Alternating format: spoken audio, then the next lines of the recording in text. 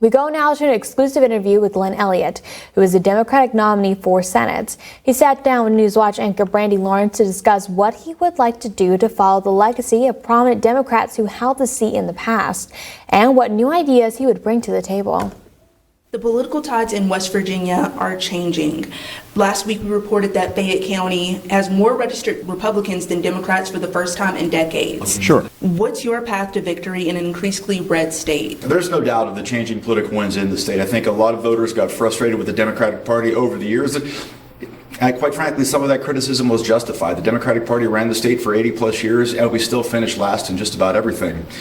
But now for the last 10 plus years, we've had a chance to look at what the Republicans have been doing, and we're still last in just about everything. I think frankly, I think it's time we just try something completely new. I'm someone who, yes, I am a Democrat. I used to work for Senator Byrd.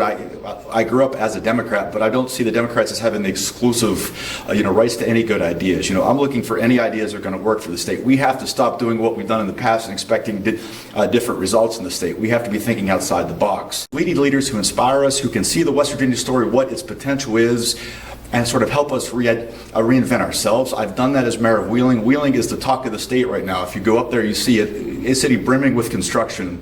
Give me a chance to represent you in Washington. I'll do everything I can to help other communities across the state do the same thing. If you were elected, what are the three big priorities that you would look to achieve in your first term? The first thing I'd do if I get there is try to get on the Appropriations Committee. That's what both Senators Byrd and Manchin have been able to do. So that's something where you can continue bringing those resources back. A big priority for me is codifying Roe v. Wade as the law of the land. Our governor signed into law a very regressive ban on women's reproductive rights a couple years ago. And talking to women on this campaign trail, a lot of folks are not happy about that. Even folks who identify as independent or Republican aren't really happy with that outcome. Women are having to leave the state now to get basic reproductive care.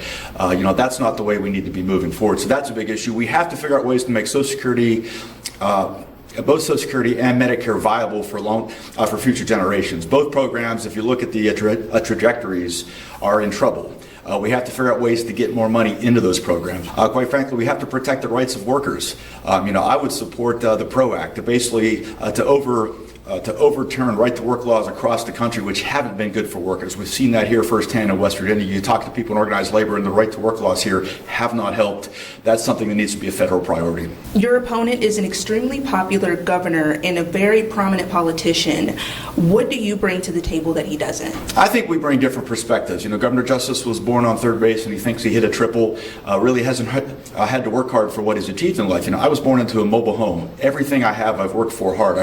I paid my way through college and law school. I've worked very hard as mayor of Wheeling to build a track record and a reputation. Nothing was been handed to me.